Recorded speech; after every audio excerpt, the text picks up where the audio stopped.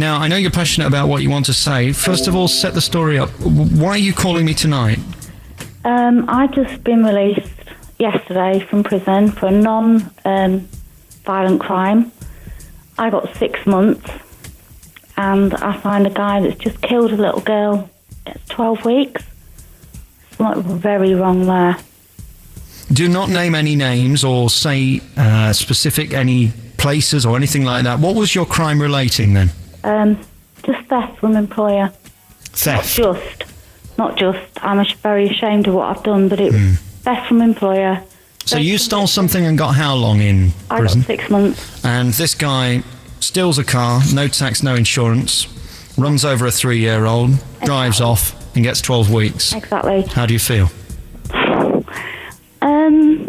I paid for what I did, but there's no comparison, is there? No.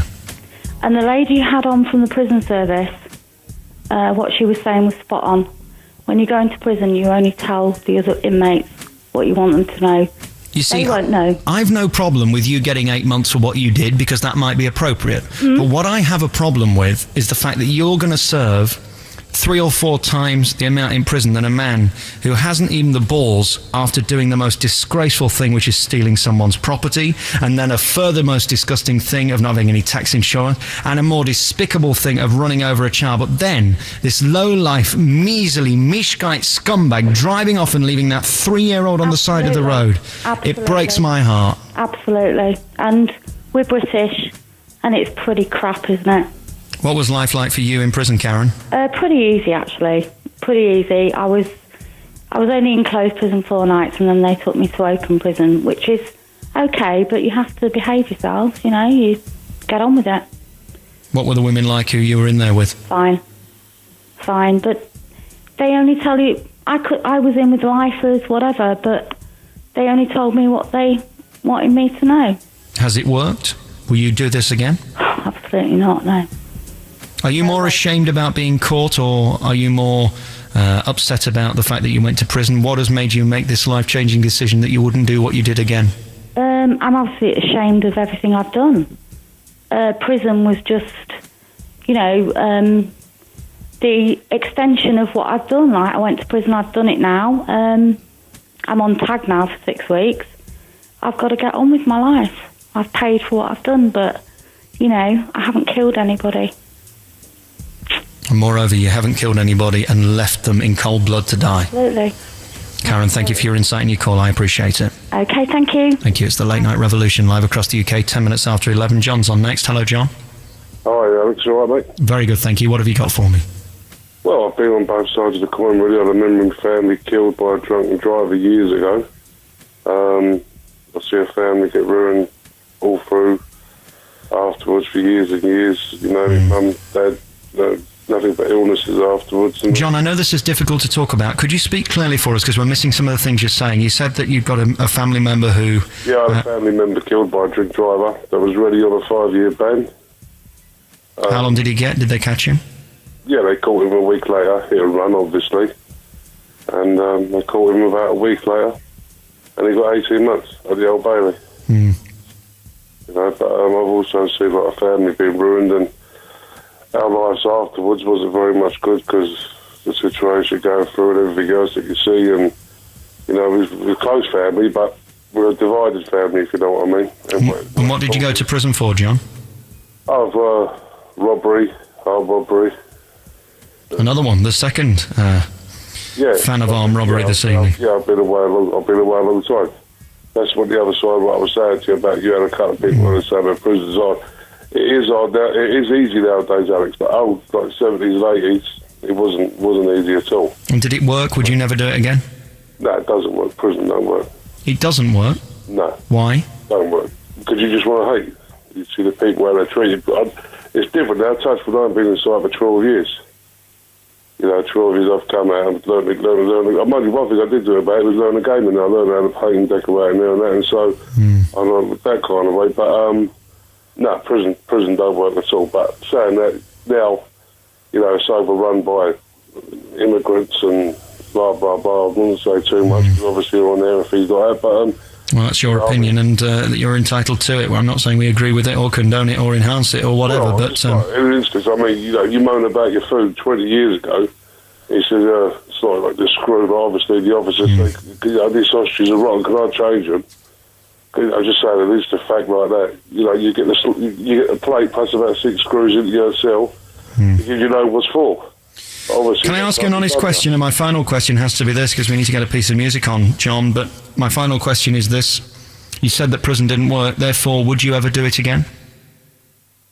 Please God, no. No, I wouldn't do it. But getting back to your question really quickly, I know I'm taking the mickey. No, I appreciate your insight. We're just pressured for time, that's all. He will get copped for. Yeah, but what I understand is that these days... No. People that have spoke so far, proper people will cop for him. And let me tell you something, the information will come from inside. So word will get around to the boys that this guy ran over a 3-year-old and drove off? Without a doubt. We all get our papers inside, don't we?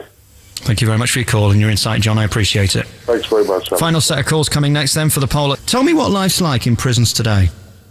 Right, well, basically, the gentleman in question will receive all the support and all the counselling that he needs. Yeah, and this is generic. You don't work in this prison, you don't know him, you're just saying generally this guy will get it as everybody else does. Yes, but his victim's family won't receive anything.